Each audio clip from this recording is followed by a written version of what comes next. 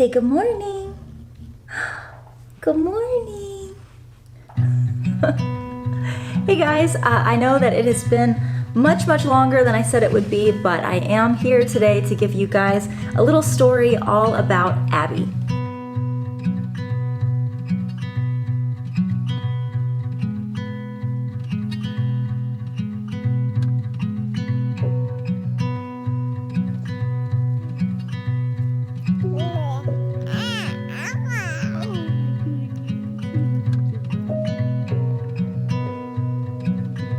Abby is just about to turn 5 months old.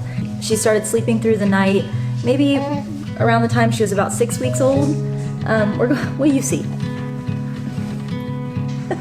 We're going through a little bit of a sleep regression right now, but for Abby, a sleep regression looks like getting up 2 or 3 times in the middle of the night, nursing, and going right back to sleep. For Roman, a sleep regression was like up 8 or 9 times during the night and being up for 30 minutes to an hour on a lot of those times. So overall, did I scare you?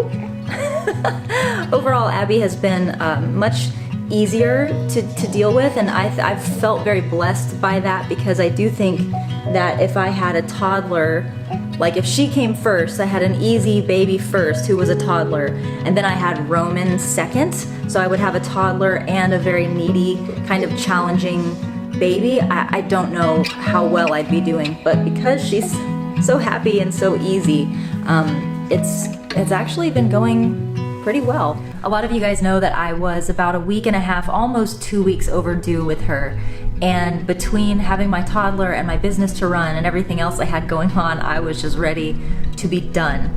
So that day I decided, all right, I'm gonna take all the boxes that are in my garage of like inventory and just storage and crap, I'm gonna pull it all down, I'm gonna rearrange it, I'm gonna put it all back up there.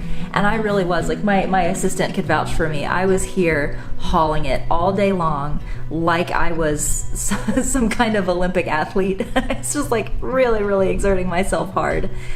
And I was frustrated by the end of that day because I still didn't feel any closer to being ready to give birth than I had before I did all that work. But around 3:30, I guess, we had finished up work for the day, so I was just busy with my son Roman. I started getting those Braxton Hicks, but they felt like they were coming a little bit more regularly. But at that point, I was so determined. I had just resigned myself to the fact that I was gonna be pregnant forever. So I was like, let's not get excited. It's just, it's probably nothing. But around 5:30, it was getting to the point where they were coming relatively consistently, and I felt like they were lengthening in time. So I called my husband, who was actually on his way to a restaurant that served eggplant parm, because we were going to try that again. And I said, hey, I think you can just come home. I think that this might be it. So he comes home, and I'm sitting there, I'm still kind of timing my contractions, and my son Roman is awake still because his bedtime wasn't for another couple of hours. And that was a really beautiful time for me, because if you were following me at all during that time, you know that I was deeply conflicted about the idea of bringing another child in. As my pregnancy went on, I started wondering, have I made the wrong decision? How am I ever going to be able to share my love? I love Roman so much. How can I split my attention? And I was feeling that even during the time that I was in labor. When labor first began, I was having a lot of those feelings.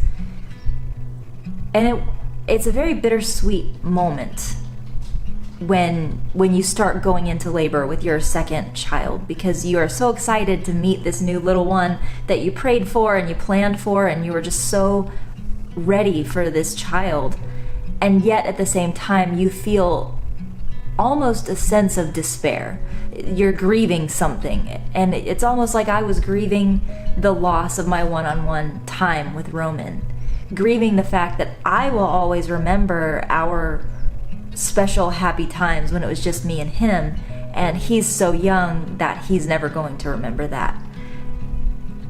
And I remember feeling very sad that night.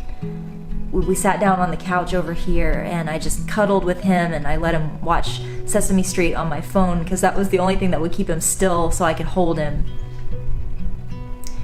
And I got an opportunity to just spend those last special moments alone with him before my daughter was born, and that was awesome.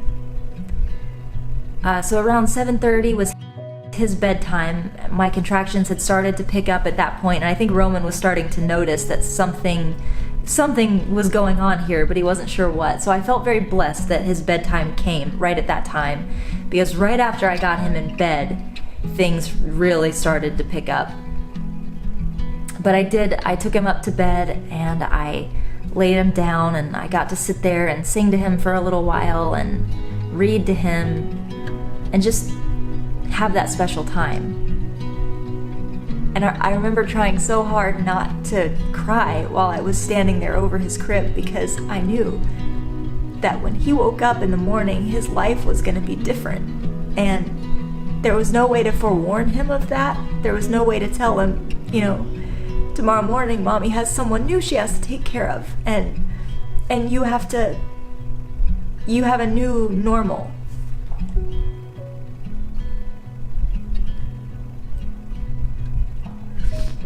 But you're trying to be strong for your kid. You don't want them to see that and be concerned or worried. So I kissed him goodnight, I tucked him in, and I left his room. And after that, I just sat and prayed for a little while.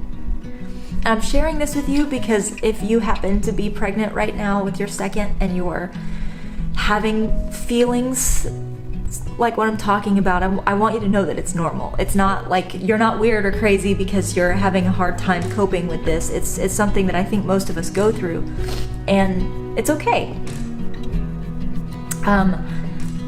I kept on with the regular contractions until maybe about 10:30, and it was at that time that I called my midwife and I said, hey, they're coming pretty regularly. They're coming about 2 minutes apart at this time, and they're lasting about a minute each.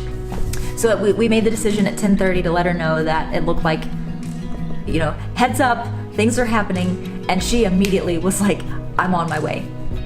If you guys caught my video where I showed you my home birth setup, we had a big inflatable pool. It's like a birthing pool that was in our bedroom. And my husband diligently the whole night long had been keeping the water hot, pumping more water into it, making sure it was the perfect temperature for when it was time to get in. And thank God, because when I got in that water, it was like instantly the contractions slowed down, the shaking stopped, and I just had an actually decent experience for a little while. The funny thing about getting in the water was that it immediately triggered for me the memories of giving birth to Roman, which was just such a different experience than giving birth to Abby. And the way that things had gone down with Roman was that as soon as I got in the water, my midwife started giving me instructions. So she would tell me, okay, now it's time for you to push. And when this contraction comes, I want you to push this way, and I want you to put your body in this position. I want you to, she really was walking me through everything. So I got in the pool this time expecting to just go on autopilot and have someone else coach me through the entire birth. So I just immediately mentally checked out when that happened, and I just start staring up at my midwife like, tell me what to do. So we sit there for a minute looking at each other awkwardly, and I finally say to her, so is it time to push? And she says, I don't know, you tell me. And I'm just utterly like befuddled for a minute, because I'm like, how do I know if I'm supposed to push now? You're the one that's the experienced one here. So she can read the confusion on my face, and she looks at me and she says, Amber, you've done this before. You know what to do now, and so we're just gonna sit here with you until you tell us it's time to push. And that was a truly uncomfortable situation for me. Like, I won't lie, I just was like, I'm not comfortable with this. I don't like being in charge of when we're gonna do this. I just want someone to tell me exactly what I need to do. I think that's truly how I felt. It's just, I can't do this. My body doesn't know what to do. And that could not be further from the truth. So once I made up my mind that I was gonna be in charge, things actually started going a lot faster. I think it was because I wasn't sitting around waiting for someone to tell me what to do. When I felt the urge to push, I pushed.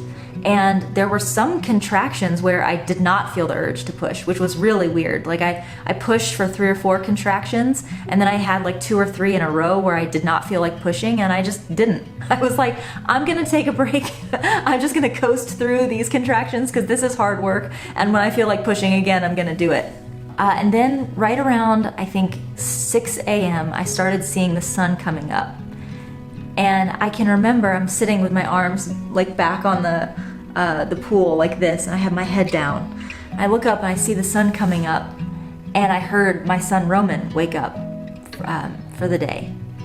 And my parents were here. They had been downstairs through the whole night waiting for me to give birth. I heard my mother go up into Roman's room and get him out of bed and bring him downstairs. And for me, that moment of seeing the sun rise and hearing my son wake up, really, it was like all the fear and anxiety. I'm gonna cry again, dang it. All of the fear and anxiety about bringing a new baby here, it just went away because I realized it's a new day and my son is up and he's happy, and when he sees me next, I'm gonna have his sister in my arms. And I don't know why, but I realized at that moment it was all gonna be all right. And that was really special. And I think it was that feeling that gave me the urge to finish, to just like go ahead and make it to the end. But I was so tired at that point, and I was beginning to question whether or not I could actually do it. And so I just right then, I bowed my head and I started praying. And what was so cool was my doula, who I did not know at the time was a Christian, she walked over to my side, and she's outside of the pool, but she gets kind of around me outside the pool, and she just whispers in my ear, "Would you like me to pray?" And I told her yes, and I bowed my head and just let her pray over me. Because at that time, I'm pretty sure my prayers were gibberish anyway. And I can't even, my husband had prayed over me as well. But there was something that was so beautiful about another mom praying over me, knowing exactly what things to say because she's been there. And she just asked the Lord to remind me that I'm strong, and to remind me that I can do this, to give me whatever I was lacking in that moment, whether that was physical endurance or mental strength or whatever it was. Just, she said, Lord, you know what this woman needs, give it to her now. And that was just a moment I will never, ever, ever forget. Because shortly thereafter, things really picked up and I started pushing, like for real pushing, like we're gonna be done with this now. And before I knew it, I felt that final really, really strong push, and my midwife said, "She's almost here, you just have to push a little bit harder." And I remember thinking, what do you mean? Push a little bit harder? You get in here and you push harder.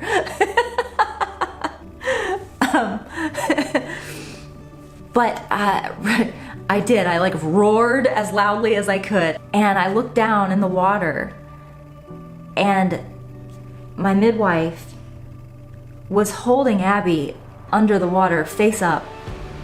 And I leaned forward, and I had this opportunity to look at my daughter, looking exactly the way that she had looked when she was in my womb just moments before that. The water was really still and calm, just little ripples going over the surface. And I'm looking down at my daughter with her eyes still closed and her little fists still kind of bunched up like this. And for a moment, we all just left her there, because if you didn't know, they can stay in the water, not for a real long time, but I guess for a little while. And we all just crowded around the pool and we looked at her in awe. And after we all had looked at her for a little bit, my midwife said, "Pick up your baby." And I reached down into the water and picked her up and put her on my chest. And the first thing that I heard was my husband, who was right here over my shoulder. He gasped and he said, "She looks just like Roman." And she did. And I get back in the bed and I'm sitting there holding my daughter, and my mom comes walking in holding Roman's hand. And Roman looks up at me and he just comes running over to the bed. And the first thing he does, I have a picture, I'll put it up here, is he just jumps into the bed with me and snuggles up to me, and it's like, it was like nothing happened. He's looking at his baby sister and he's happy and excited and everything's fine. Where's the meltdown I was expecting? Where's like my son flailing around feeling like his life is over because this new baby is here? Like it just wasn't like that. Everyone told me it wasn't gonna be like that. It was just wonderful. And that's really the end of the birth story. It just was uncomplicated and beautiful and everything that I would have wanted it to be. I mean, it was a perfect birth. Exactly what I would have wanted. One thing I have really appreciated about Abby is that she is acclimated to baby wearing so much faster than Roman did. With Roman, it was like it took us so long to get him used to it, you know? He just like always was unhappy in the sling. He would fuss and fight, and I mean, eventually we got him there, but it took so long. With Abby, she just kind of like, what's funny? Abby just kind of took to it right away, and she loves nothing more than to be in a ring sling, so that has been wonderful. Isn't that right, baby girl? Uh-oh. It might be nap time. Moments later. You have to see this.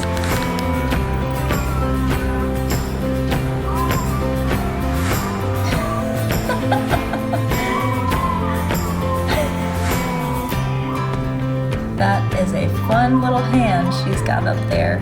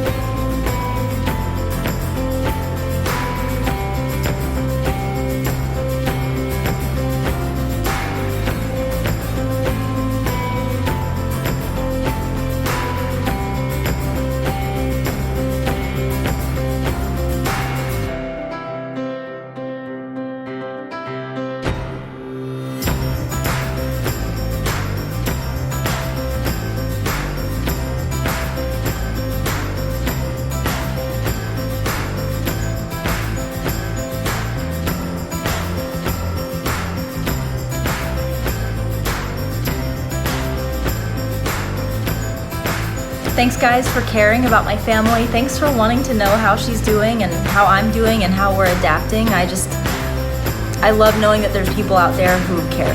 Love ya, mean it always, and I will see you next time. Bye-bye.